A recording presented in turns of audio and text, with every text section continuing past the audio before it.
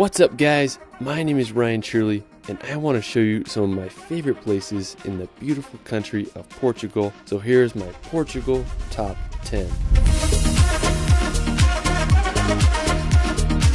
Portugal is home to some of the world's most stunning landscapes. The country is full of incredible coastline, intriguing history, and some of the world's biggest waves. From the volcanic islands of Madeira to the scenic Algarve coast, Portugal has so much to offer.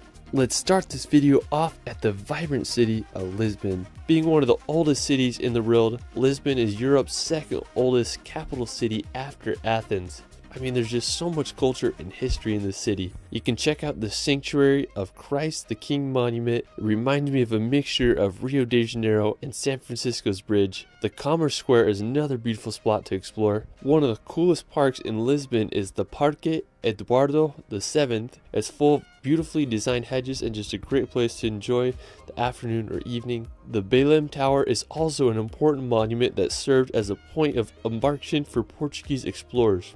Lisbon is such a historic city, and I have to say it's one of the most beautiful capitals in all of Europe. After Lisbon, we're going to head to the nearby municipality of Sintra. Now located about 30 minutes outside of Lisbon, Sintra is home to some of Portugal's most famous places. Now one of the most well-known spots in the region is the Pena Palace. It's this colorful castle that sits on top of the Sintra Mountains. Originally a monastery was built here in the 15th century, but lightning and earthquakes left the monastery in ruins until King Ferdinand decided to build the palace, which was completed in 1854. Today it stands as one of the 7 wonders of Portugal. Now right next to the Pena Palace are the castles of the Moors. It's a stunningly well-preserved medieval castle that was built all the way back in the 9th centuries. If you visit, you can walk the castle walls and get a little taste of what it must have felt like to live in Portugal during medieval times. Another historical nearby place is Quinta da Regaleira. It's home to the inverted tower, which has a fascinating history regarding the initiation ceremony for Templar Knights.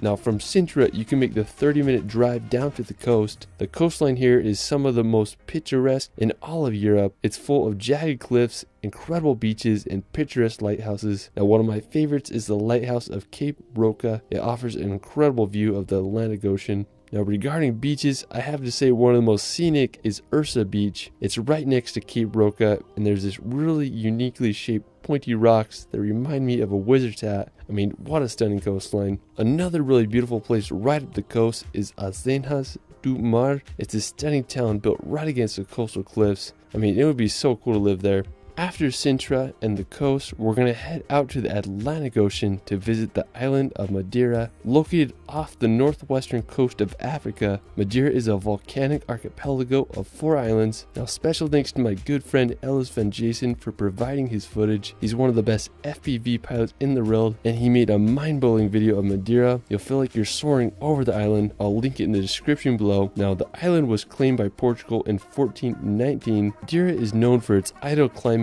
and stunning coastline. I have to say that one of my favorite parts of Madeira is its mountains. They are so jagged and have a stunningly colorful combination. Ellis shows off the ridges from a completely new perspective with his incredible piloting skills. I mean, it's just unbelievable. If you want to visit the mountains, you can go to Pico do Arriero. It's just a 30-minute drive from Funchal. You'll be able to hike around and get stunning 360 views of the whole island. Now the weather on top can be quite unpredictable. You might get lucky and be right above the clouds. If you're not into mountains, the coastline offers just as much beauty. A lot of the beaches are dwarfed over by massive cliffs. I mean, it's just hard to believe that places like this actually exist. Madeira is just such a unique island, and I hope you all can visit one day. While we're still in the Atlantic Ocean, we're going to head over to the archipelago of the Azores. Located right in the middle of the Atlantic Ocean, the Azores are a group of 9 islands like none other. They remind me of a hybrid between New Zealand and Hawaii, with its rolling pastures and green scenery. The largest island on the Azores is São Miguel. One of the most stunning places on the island is Lago das Sete Cidades.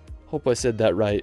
It's a twin lake situated in the crater of a volcano. One lake is green while the other is blue. The nearby Santiago Lake is also an incredibly unique place. The highest point in the Azores and all of Portugal is the massive Mount Pico. The stratovolcano is over 7,713 feet high and last erupted in 1720. From the dramatic coastline to the crater lakes, the Azores just have so many places to see. After the Azores, we're going to head back to the mainland to visit the region of Algarve. Now, the Algarve region is the southernmost part of Portugal. It's famous for its good weather, high standard of living, and incredible coastline. One of the most beautiful towns in Algarve is Lagos. It's this ancient maritime town with more than 2,000 years of history. Today, it's one of the most visited cities in all of Portugal. What I love about Lagos is it's located right next to some of the best beaches. The coast is home to uniquely shaped sea cliffs filled with hidden beaches and sea caves. I would just love to swim to one of those hidden beaches and spend all day there. One intriguing place is Ponte da Piedade. It's full of countless grottos and sea arches to explore. And this summer, I just want to explore the Algarve coast so bad, and there's just so many hidden gems to find. After Algarve, we're going to visit the medieval town of Óbidos. Located about an hour's drive from Lisbon in central Portugal, Óbidos is a romantic medieval town protected by an impressive stone wall. Around the year 713, the Moors established a fortification here, and in 1148, the King of Portugal reclaimed the land after successful storming of the Moorish castle. In the 13th century, the king gifted Óbidos to his queen, and for the following centuries, the village received special treatment from the queens of Portugal, who remodeled and enriched the village throughout the Middle Ages. Today, Óbidos is one of Portugal's most well-preserved medieval cities. The Óbidos Castle is one of the crowning features. It dates back to the 9th century, and now it's a hotel. Óbidos is just such a beautiful medieval town, and I hope y'all can witness it one day. Now, from Óbidos, we're going to make the 1-hour drive to Tomar. Tomar is an idyllic